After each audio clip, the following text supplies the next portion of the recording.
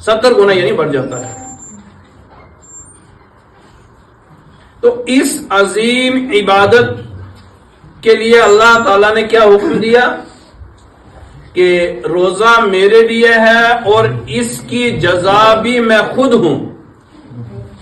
حالانکہ دیگر عبادات بھی تو ہیں، وہ ساری کی ساری اللہ کے لیے کی جاتی ہیں، مگر کسی دوسری عبادت کے لیے اللہ تعالیٰ نے یہ نہیں فرمایا کہ نماز میرے لیے ہے تو اس کی جزا میں خود ہوں یا میں خود دوں گا۔ حالانکہ جزا تو اللہ نے ہی دینی ہے اور عبادت بھی اللہ کے لیے۔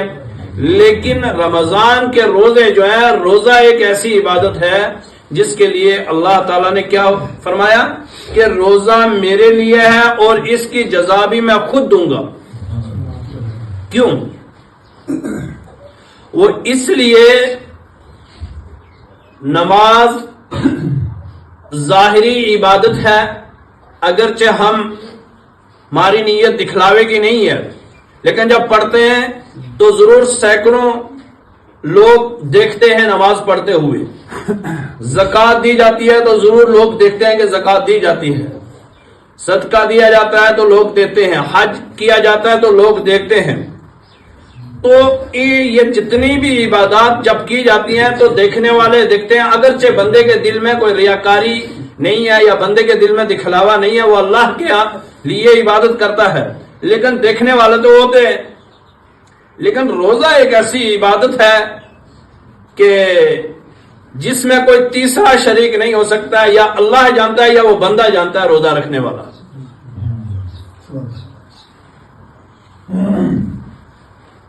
یا اللہ جانتا ہے یا بندہ جانتا ہے کہ اس نے روزہ رکھا ہے یا نہیں رکھا ہے۔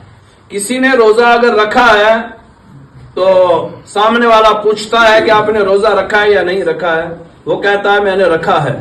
اب سامنے والا کیسے کنفرم کرے گا کہ اس نے روزہ رکھا ہے یا نہیں رکھا ہے؟ اب کہنے والے نے کہہ دیا میں نے رکھا ہے، اب وہ جانتا ہے یا اس کا رب جانتا ہے کہ اس نے رکھا ہے یا نہیں رکھا ہے؟ نماز کے لیے کیا ہے؟ نماز کے لیے کسی کو پوچھا جائے کہ آپ نے نماز پڑھی ہے، اگر اس نے پڑھی ہوگی تو ضرور مسجد میں نظر آئے گا کہ اس نے نماز پڑھی ہے، لیکن روزہ کیسے نظر آئے گا کہ اس نے روزہ رکھا ہے یا نہیں رکھا ہے؟ روزہ نظر آنے والی عبادت نہیں ہے۔ اسی لیے اس عبادت کے لیے اللہ نے کیا کہا ہے کہ روزہ میرے لیے ہے اور اس کی جزا بھی میں خود ہی دوں گا۔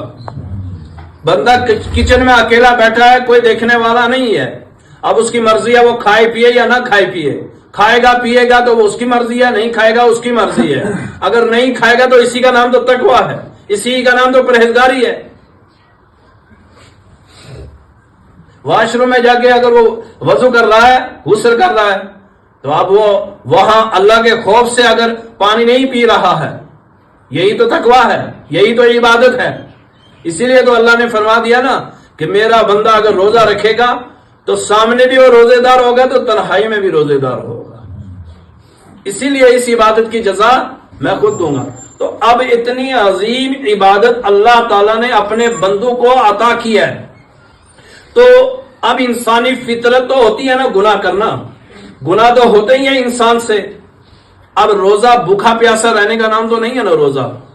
آنکھ کا روزہ ہے، کان کا روزہ ہے، زبان کا روزہ ہے، ہاتھ کا روزہ ہے، پورے جسم کا روزہ ہے، روح کا روزہ ہے، خیالات کا روزہ ہے، تصورات کا روزہ ہے۔ روزہ ساری چیزوں کا ہے۔